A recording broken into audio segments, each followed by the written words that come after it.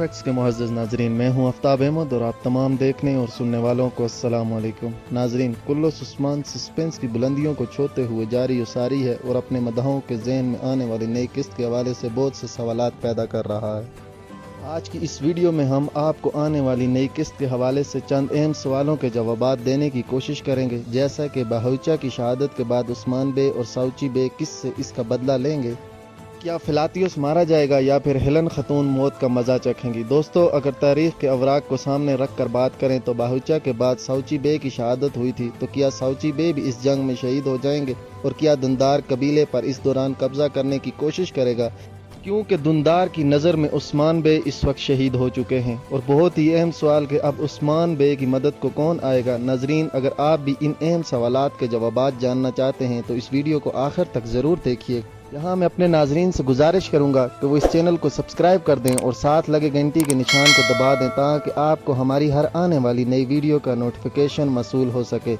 नाजरीन, सबसे पहले बात करते हैं कि उस्मान बे अपने प्यारे भतीजे और जहांबाज सिपाही बहूचा की शहादत का बदला किससे ले पाएंगे। क्या निकोला मरेगा या फिलातियुस। दोस्तों, निकोला तो अभी नहीं मरेगा। इसके बरअक्स तारीख के मुताबिक फिलातियुस ही वो शख्स था जिसने उस्मान बे के भाई साउची बे को कत्ल किया था, इसलिए हम ये कह सकते हैं कि अभी फिलातियुस भी जिंदा रहेगा। तारीख के मुताबिक फिलातियुस की मौत कबल साउची बे भी शहीद हो जाएंगे। अगर देखा जाए तो उस्मान बे को बहूचा की मौत की सूरत में बड़ा नुकसान हो चुका है, तो क्या निकोला को भी कोई ऐसा ही जानी नुकसान होगा। तो दोस्तों, हमारे मुताबिक हेलन इस जंग में कुर्लुस को खैराबाद कह जाएगी। इसकी मौत आयगल खतून या उस्मान बे के हाथों देखने को मिलेगी। अगरचे उस्मान के नुकसान के मुकाबले में निकोला का इतना अहम नुकसान नहीं होगा, इसके बावजूद इसमें कोई शक नहीं कि हेलन निकोला के लिए बहुत अहम सिपाही की हैसियत रखती है। अगर साउची बे की शहादत के हवाले से बात करें तो दोस्तों, आपको बताया है कि तारीख के मुताबिक साउची बे की शहादत फिलातियुस के हाथों हुई थी, लेकिन अभी आने वाली इकसात में ऐसा कुछ नहीं दिखाया जाएगा।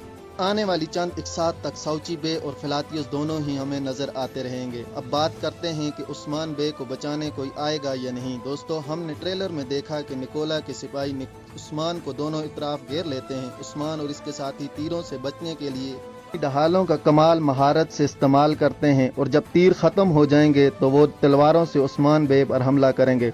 और हम देखते हैं कि बाज़ंतीनी तादाद में बहुत ज्यादा हैं, इसलिए हाँ जरूर उस्मान बे की मदद के लिए कोई आएगा। ऐसा भी मुमकिन है कि उस्मान बे ने अपने कुछ सिपाही मदद के पर पहुंच जाएं और उन्हें आते देखते ही दुश्मन बुलखलाहट का शिकार हो जाए। और इसके अलावा ये भी मुमकिन है कि मलहन खतून एक बार फिर उस्मान बे की मदद को आ पहुंचे, क्योंकि वो जान चुकी हैं कि दुंदार ही गद्दार है और इसने उस्मान बे को धोखा दिया है। इसलिए इस मुश्किल वक्त में वो उस्मान की मदद को आ सकती हैं। और ये भी मुमकिन है कि गोक्तिक निकोला का पीछा करते हुए आ जाए, क्योंकि इसने पहले ही कुमान तुर्कों को निकोला के खिलाफ किया हुआ है। इस तरह वो कुमान तुर्कों के साथ मिलकर निकोला पर हमला करे और उस्मान बे और इसके साथियों को बचाने में कामयाब हो जाए।